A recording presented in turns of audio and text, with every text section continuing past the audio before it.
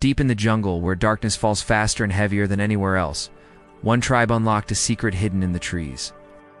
A way to make light without tools, matches, or electricity. Just sap, sticky, golden, and overlooked by most who pass it. But to them, it was fire. It was survival, and it was sacred. The process didn't start with flames. It started with silence. A moment before dawn, when the jungle was still breathing and they could hear its whispers. Then they listened. For days they watched the forest, learning its patterns, listening to its heartbeat, identifying the exact tree that bled the right sap. Not every tree would do. This was their first test. Respect for the forest, understanding its language, and knowing which part of the living, breathing entity would offer what they needed. When they found it, they approached with reverence. These weren't casual extractors. They were students of the forest. Tapping the tree was a ceremony.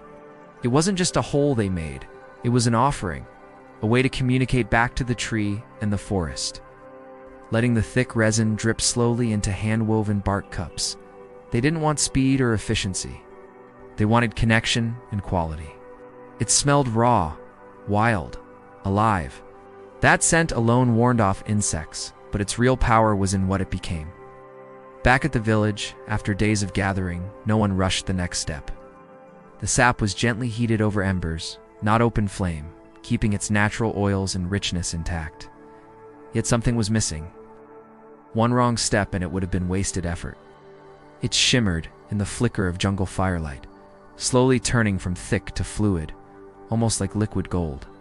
It looked beautiful, but its true test was ahead. The tribe passed down knowledge that if done correctly, this sticky substance would transform. They knew that heat alone wouldn't bring the change they sought. It needed a catalyst, a soul.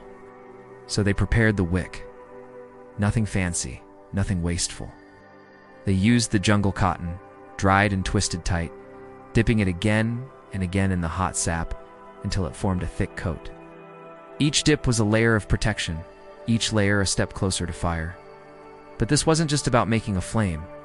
It was about making a tool, something that would last, that would be useful, that would serve a purpose beyond a single use.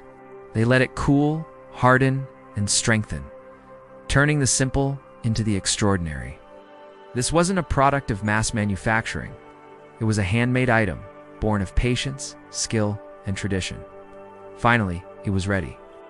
The first touch, the sap felt cold and hard, but the jungle people knew better than to trust appearances. They built a small fire, not too big, not too bright, just enough to take away the chill of the night. Then came the moment of truth. They lit the wick and watched. At first, only a small flame appeared, but it held, grew steadily. The light wasn't harsh or sudden. It was a gentle glow that chased away the oppressive darkness. It pushed back the suffocating night, forcing the shadows to pull back, making the dense jungle feel a little less dense, turning the familiar trees into shapes instead of looming figures.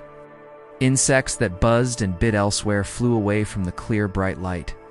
Even the eyes that hid in the trees, watching, waiting, vanished. They couldn't stand the glare. It wasn't just light, it was safety, warmth, and hope. In a world full of noises, it was quiet strength. In a life filled with movement, it was calm focus. The fire didn't roar, whispered its existence. In the heart of the jungle, the small flame was everything. They named it the Whisper Flame, a name that echoed its gentle nature, yet its importance was monumental. This wasn't just a source of light. It represented self-reliance, the ability to create something from nothing, or rather, from something most would ignore. It was a symbol of their connection to the forest, a testament to their patience, and it gave them control over their environment. Most importantly, it was a light that didn't cast menacing shadows. It illuminated without harsh judgment, revealing the intricate details of the jungle around them. It helped them see the beauty in the delicate veins of a leaf, the intricate patterns on a beetle's shell, the stars peeking through the canopy. It turned the everyday into the extraordinary, the ordinary into magic.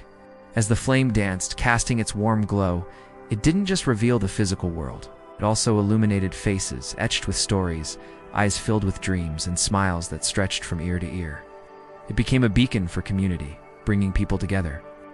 Around this light, they shared stories, sang songs, and forged bonds that tightened with each passing night. The whisper flame didn't just burn bright, it burned long, steady, and almost respectfully. Its light was a soft glow that revealed the world in comforting tones, turning the harsh edges of reality into smooth curves. No smoke, no wasted energy, just a clean flame that reached up like a curious flame, eager to touch the sky. It was a flame that didn't demand attention, simply offered its light, and those who understood its nature cherished it. This wasn't about showing off. It was about using what the earth provided.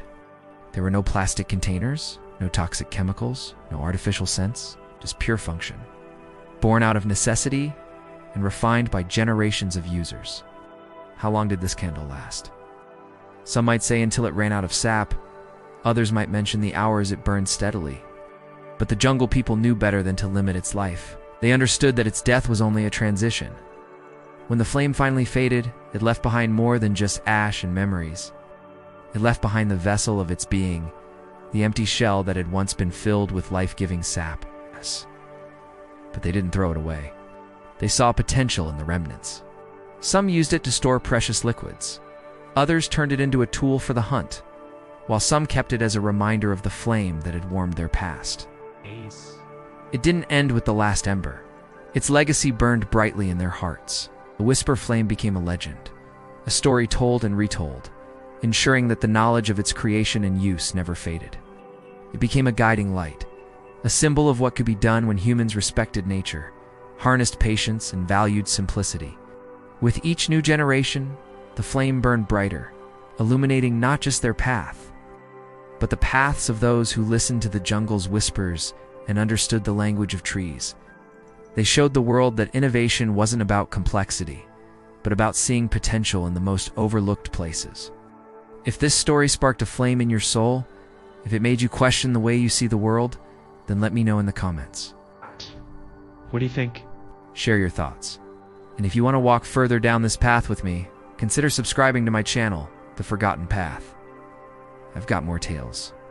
Tips and techniques that blend ancient wisdom with modern life waiting for you. Until next time, remember, the world is full of magic. You just need to know where to look and how to see it. Thanks for joining me on this journey. Stay curious, stay open-minded, and always remember the forgotten path is the way of the ancestors.